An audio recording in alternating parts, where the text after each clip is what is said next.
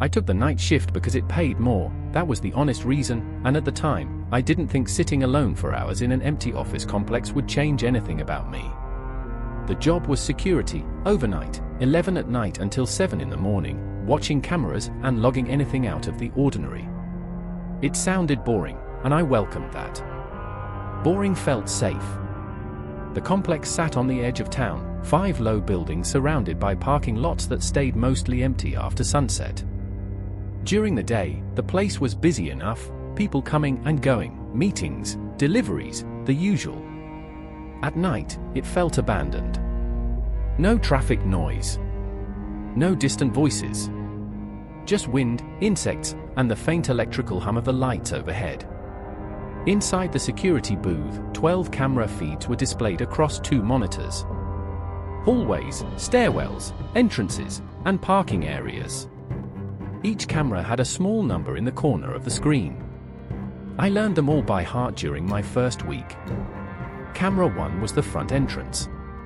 Camera 4 was the south stairwell. Camera 7 covered the hallway on the 2nd floor of Building C. Building C was empty.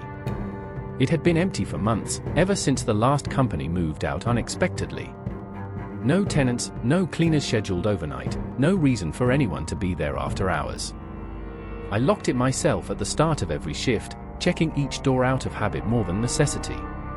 On my 3rd week working nights, during a routine glance at the monitors around 1 in the morning, I noticed something that made me pause. The hallway light in Building C was on. I looked down at my hands, then back at the screen. My reflection on the dark monitor glass confirmed I was still in the booth. I stood up so fast my chair tipped backward. I ran to Building C, heart pounding, keys shaking in my hand. The hallway was empty. Silent. When I checked the footage again, camera 7 had gone blank for 12 seconds, then resumed as if nothing had happened. After that, things escalated. Reflections appeared in powered-off screens, shapes just behind my shoulder when I knew no one was there. Sometimes camera 7 would show the hallway perfectly still, except for a dark shape near the ceiling, where the wall met the corner, like a shadow that didn't belong to anything. On my last night, at exactly 3 a.m., every camera went black at once. When they came back on, all 12 screens showed the same image. The hallway in Building C. And standing there was me. Smiling. I quit the next morning without giving notice. They replaced me within a week. Camera 7 still glitches. And according to the logs, someone is still clocking in for the night shift. That hallway was always dark at night. Always.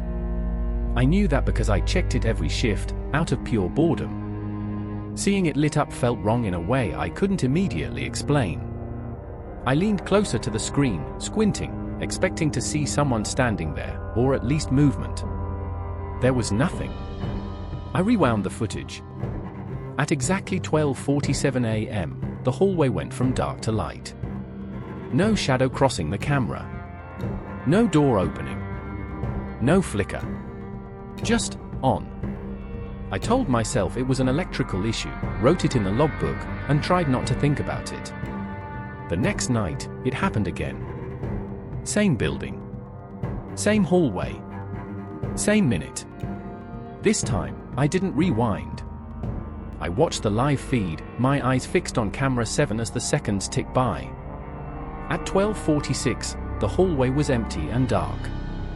At 12:47, the image warped slightly, like the air itself bent for half a second, then the light snapped on. My stomach tightened.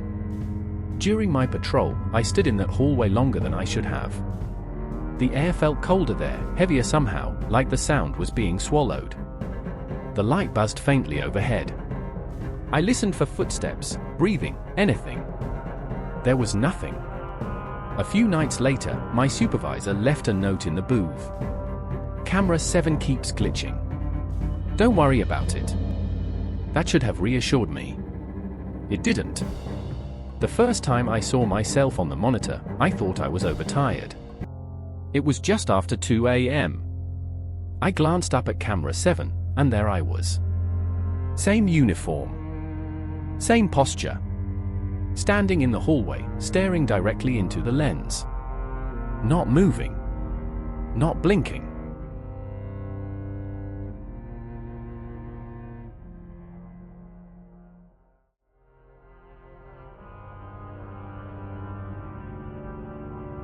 I worked the night shift at a 24-hour gas station just off the highway, the kind of place people stopped at without really noticing, halfway between destinations, somewhere you forgot about as soon as you pulled back onto the road. I took the job because it was close to my apartment and paid a little more for overnight hours, and at the time, I didn't mind being alone. Most nights were quiet. Too quiet. The hum of the fluorescent lights never stopped, and neither did the low buzzing from the drink coolers lining the back wall. Every sound echoed slightly: footsteps on tile, the ding of the door sensor when someone walked in, the register drawer snapping shut. Between customers, I stood behind the counter scrolling on my phone, glancing up at the security monitor every few minutes out of habit.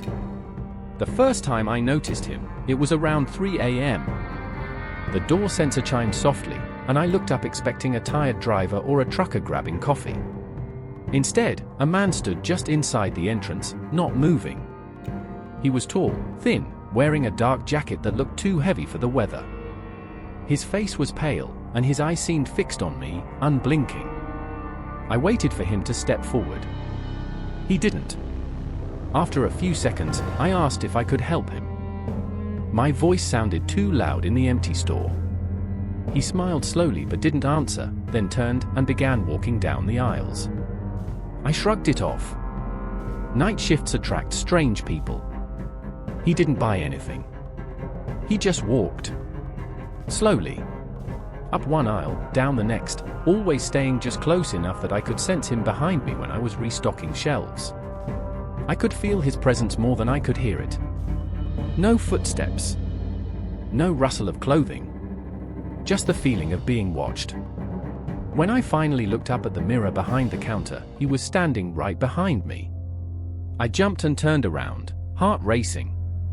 He smiled again, wider this time, and finally spoke. "You work late," he said. I nodded, forcing myself to stay calm. He stood there for another moment, then walked out without buying anything. The door sensor chimed as he left.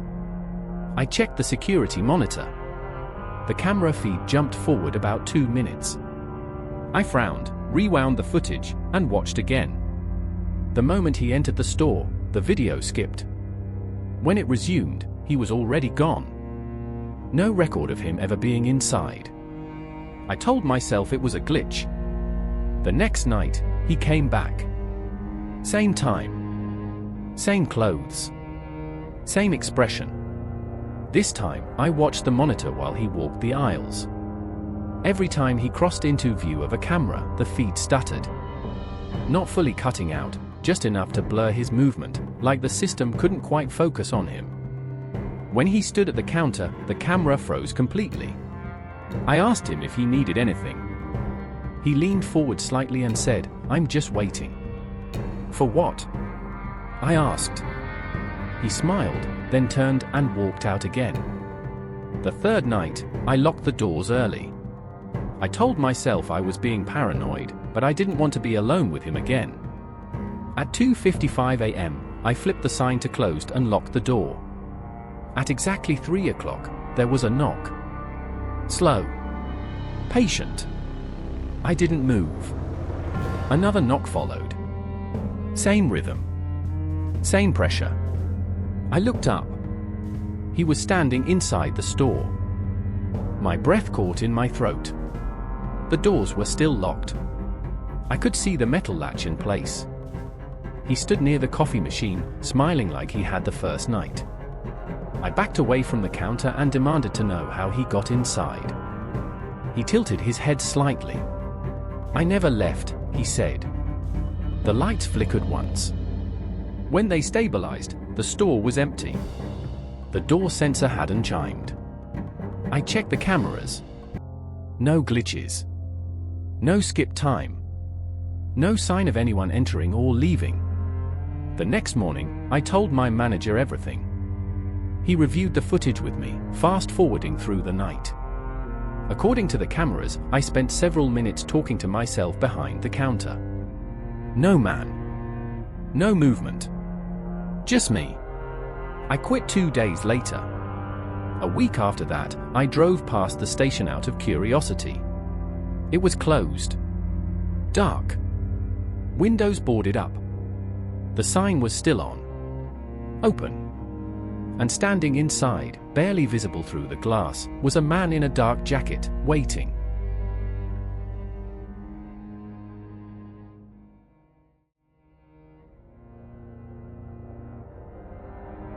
I worked nights at a small hotel downtown, the kind of place business travelers stayed at when they didn't want to pay for anything fancy.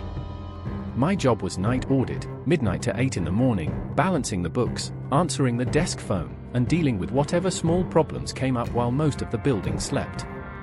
I had taken the shift because it was quiet, predictable, and easy money. At least, that's what I thought. The lobby lights were dimmed overnight, just enough to keep the place from feeling completely abandoned.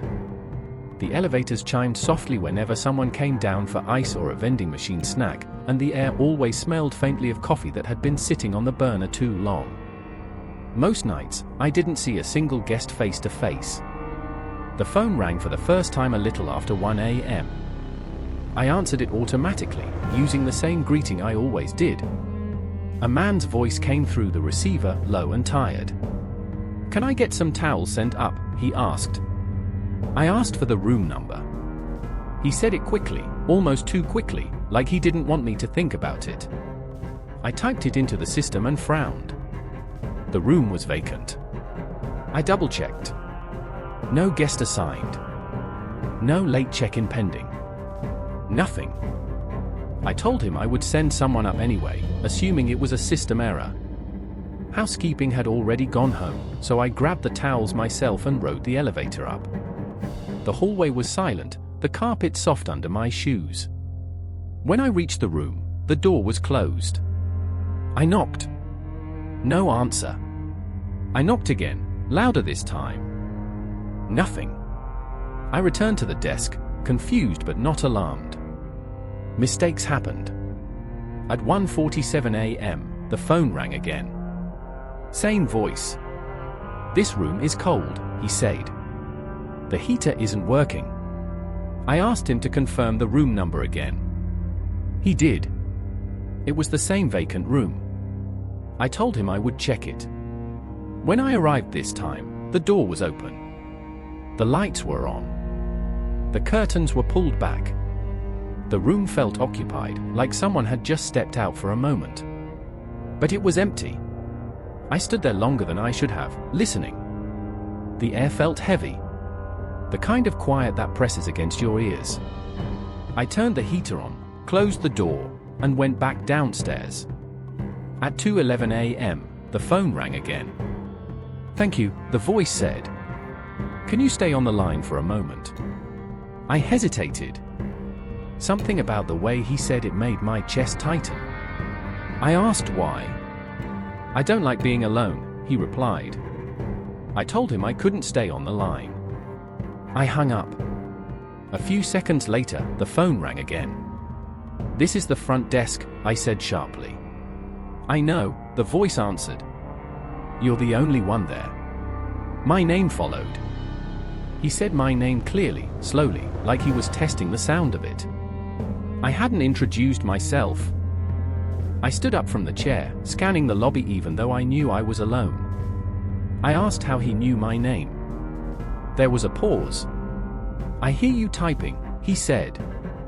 "I hear you breathing." I hung up the phone and unplugged it. The lobby fell silent. Then the elevator chimed. I watched the indicator descend.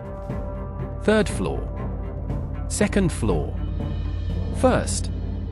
The doors opened. No one stepped out. The phone rang again. I didn't answer. I grabbed my keys and walked upstairs, heart pounding. The hallway outside the vacant room was dark, colder than the others. The door was closed. I reached out and touched the handle. It was warm. Inside, the phone was off the hook. The bed was indented, like someone had just been lying there. Written on the fogged bathroom mirror were the words, "Don't hang up." The phone rang in my hand. I dropped it and ran. I quit the next morning without explanation. Weeks later, I received a voicemail from an unknown number. It was my voice, whispering my own name.